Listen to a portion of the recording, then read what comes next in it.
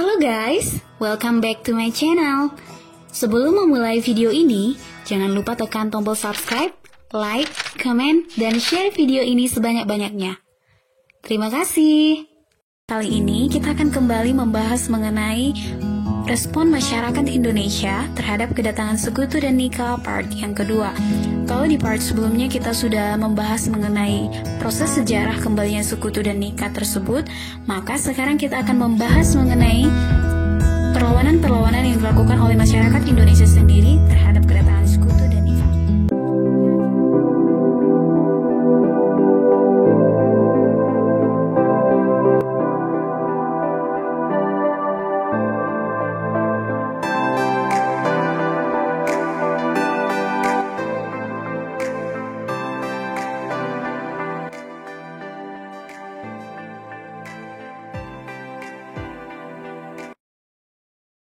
Kita mulai dari pertempuran 5 hari di Semarang ya.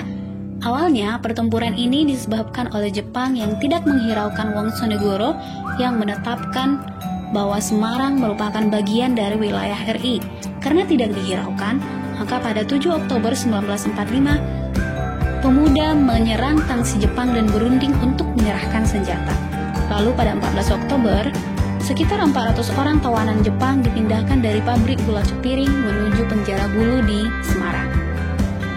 Namun, di tengah perjalanan, sebagian dari tawanan itu melarikan diri dan meminta pertolongan terhadap Kendo Butai. Atas tindakan tersebut, para pemuda langsung melakukan perebutan senjata dan serangan terhadap Jepang tanpa menunggu aba-aba dari pusat. Sejak hari itulah, pertempuran 5 hari di Semarang dimulai.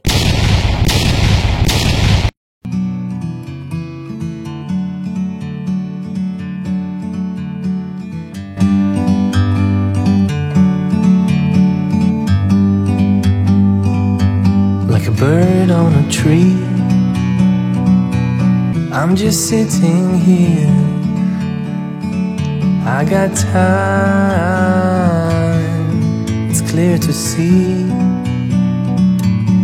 From up here, the world seems small. We can sit together. It's so beautiful, you and me. We meant to be in the great. Puncak pertempuran ini terjadi pada tanggal 18 Oktober 1945. Pada saat itu, Nakamura mengecam akan mengebom Semarang apabila rakyat tidak menyerahkan senjata paling lambat pada tanggal 19 Oktober pukul 10 WIB. 19 Oktober 1945 pukul 7.45. Pada saat itu, sekutu memasuki daerah Semarang, di mana tanda-tanda penyerahan terhadap Jepang belum ada. Nah, bersamaan dengan masuknya sekutu ini, maka berakhirlah pertempuran 5 hari di Semarang.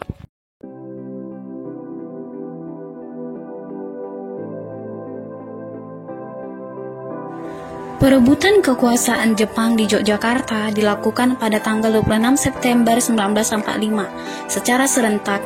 Pegawai instansi pemerintah dan perusahaan-perusahaan yang dikuasai oleh Jepang melakukan aksi mogok dan memaksa orang Jepang agar menyerahkan semua kantornya kepada orang Indonesia.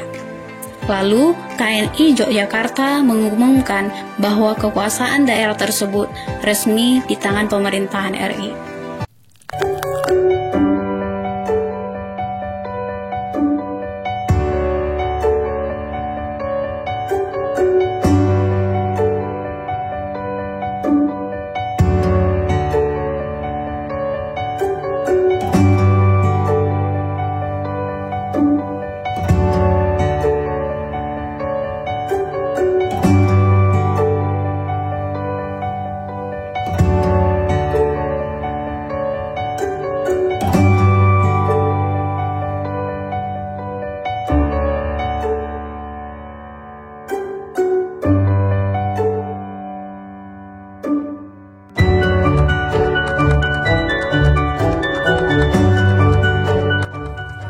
proses perebutan kekuasaan Yogyakarta, memang banyak korban yang berjatuhan, baik dari pihak Indonesia maupun pihak Jepang sendiri.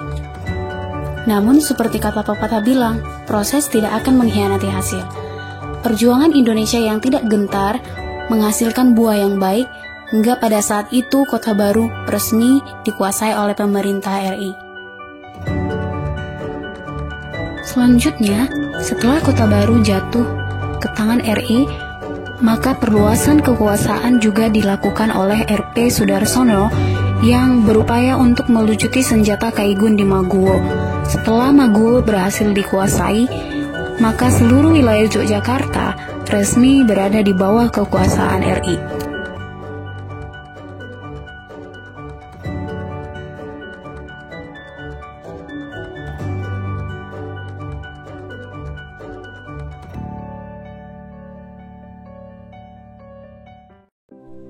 Pertempuran Surabaya yang sering kita peringati sebagai Hari Pahlawan awalnya disebabkan oleh kedatangan sekutu yang dipimpin Jenderal Malabi mendarat di Surabaya.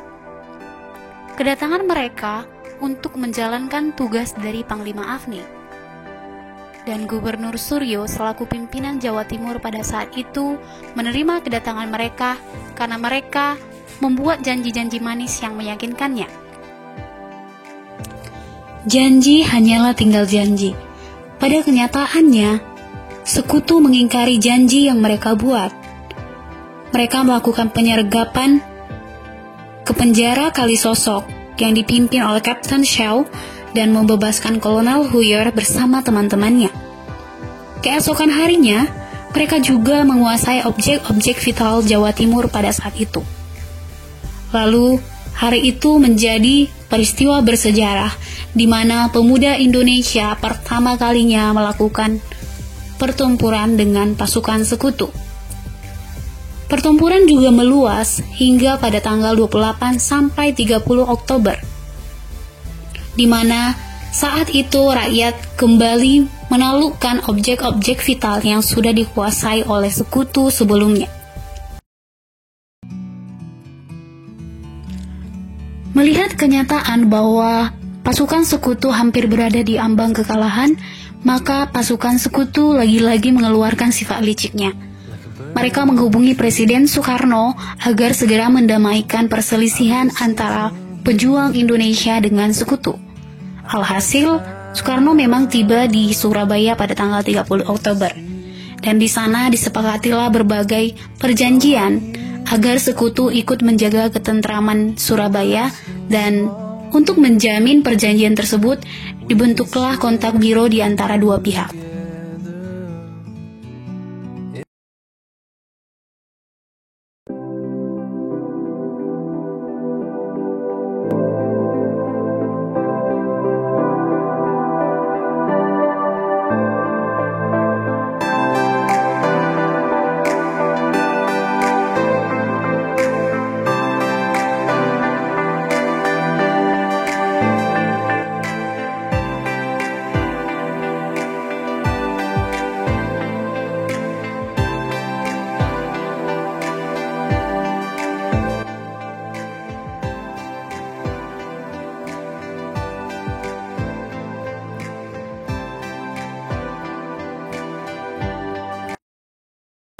Ultimatum yang diberikan oleh Mansur pada tanggal 9 November 1945 tersebut mengundang kegeraman di hati rakyat dan tidak gentar untuk melakukan perlawanan.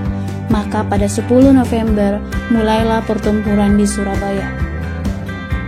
Pertempuran dilakukan oleh berbagai tokoh-tokoh seperti Bung Tomo yang kerap membakar semangat rakyat melalui pidato-pidatonya. Sungkono juga yang merupakan komandan pertahanan kota pada tanggal 9 November sekitar jam 5 sore mengundang semua kekuatan rakyat untuk berkumpul di markas Pregolan 4. Sungkono membagi kota Surabaya menjadi 3 sektor pertahanan, yaitu sektor barat, tengah, dan timur. Sementara Soekarno turut membakar semangat juang para rakyat melalui radio.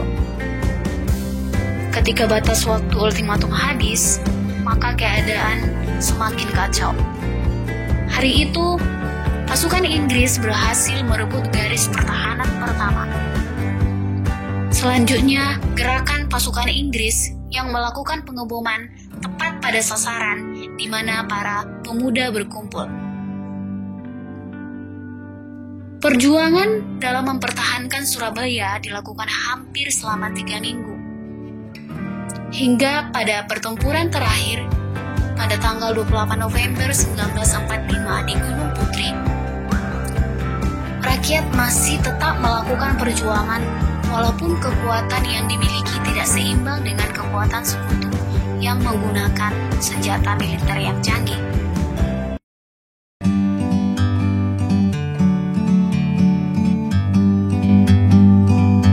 Like a bird on a tree, I'm just sitting here. I got time, it's clear to see. From up here, the world seems small. We can sit So, thanks guys for watching this video. Jangan lupa tekan subscribe dan tanda notifikasinya supaya kamu update terus untuk video-video terbaru aku. Terima kasih.